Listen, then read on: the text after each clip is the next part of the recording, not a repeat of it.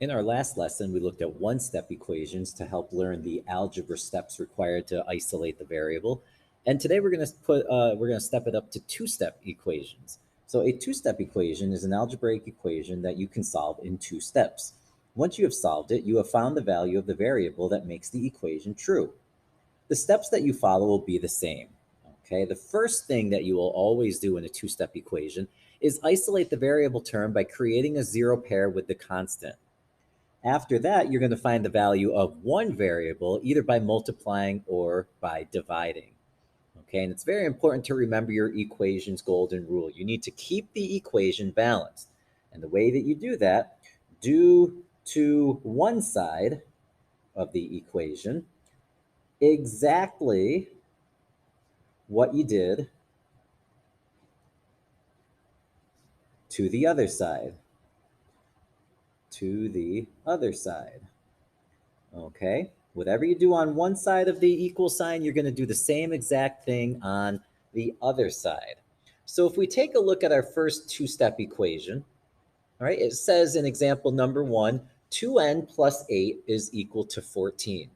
Remember that the equal sign splits the equation up into the left side where I see 2n plus 8 and the right side where I see 14, okay?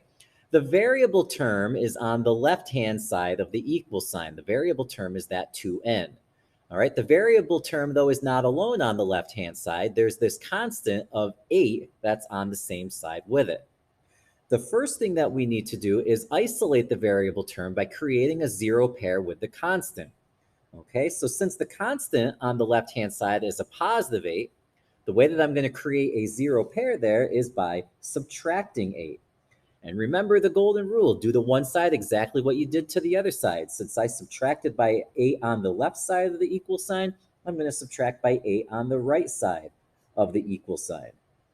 Bring your equal sign straight down, and now we'll look at the left-hand side. If we do 8 minus 8, that's my zero pair. So the only thing remaining on the left is 2n. On the right side, if I do 14 minus 8, I get a value of 6. Okay, so that's the value of 2n. 2n equals 6. Now we need to get the value of one variable, either by multiplying or by dividing. Well, this says 2n, which means 2 times n. In order to get just one n, then, I'm going to have to divide by 2. And again, if I do that on the left side, I'm going to do the same thing on the right side. All right, bring your equal sign down. On the left, 2n divided by 2 is 1n, which is the same as n. And on the other side, 6 divided by 2 is 3. So my variable is isolated, and I think it has a value of 3. I'll make sure by doing my check. Remember that for a check, the first thing that you do is rewrite the equation. 2n plus 8 equals 14. I'm going to substitute in my answer. I think n is 3. 2 times 3 plus 8 equals 14. And now I'm going to use my order of operations until I've simplified the left-hand side. So I see multiplying and adding. I'm going to multiply first. 2 times 3 is 6. And then on the left, when I add 6 and 8, I get 14. So 14 equals 14, which checks. So I know that n had a value of 3 in this equation.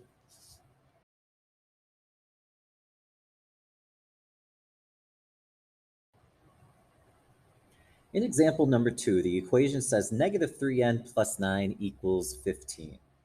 Okay, so looking for the variable term, I see it on the left side of the equation. On the same side as of the variable term, we see that there's a constant of positive 9. I have to create a zero pair with this positive 9. So the first thing I'm going to have to do is subtract 9 on both sides. Equal sign comes straight down. On the left, 9 minus 9 is 0, leaving us with negative 3n. And on the right, 15 minus 9 is 6. All right, so negative 3n is equal to 6. Now we need to get the value of 1n. Right now, n is being multiplied by negative 3. So I'll have to divide by negative 3 on each side. All right, that's going to give me my 1n on the left-hand side. Negative 3n divided by negative 3 is positive 1n. On the right, 6 divided by negative 3 is negative 2. So I think n is negative 2. I'll make sure by doing my check. Okay, so we rewrite the equation first. Negative 3n plus 9 equals 15. I replace n with my answer, which I think is -2. And now I'm going to use my order of operations. So I'm going to multiply before I add. -3 times -2 is 6. And then when I add 9 with 6, that gives me a value of 15. 15 equals 15, so the check worked, and I know that n had a value of -2. Looking at example number 3, I have n divided by 5 minus 9 equals 3. So again, I see my variable term here on the left side of the equation. There's also the constant -9 on the same side with the variable term. I need to create a zero pair with that -9. In order to make 0, then I'm going to have to add 9 on each side. Bring the equal sign straight down. On the left, -9 plus 9, that's my zero pair. So the only thing on the left now is n divided by 5. On the right, 3 plus 9 makes 12.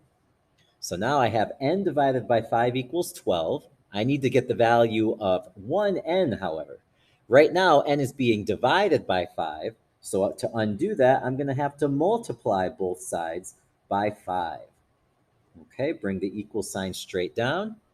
On the left, my 5's in the numerator and denominator can simplify to 1's. So 1 over 1 times n over 1, that's just n. And on the right, 12 times 5 is 60. So I think n is 60. Let's do the check to make sure.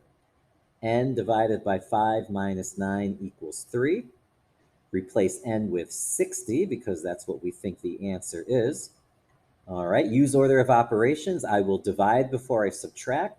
60 divided by 5 is 12. And now when I subtract 12 minus 9, I do get 3. So 3 equals 3. The check worked. And I know that n had a value of 60.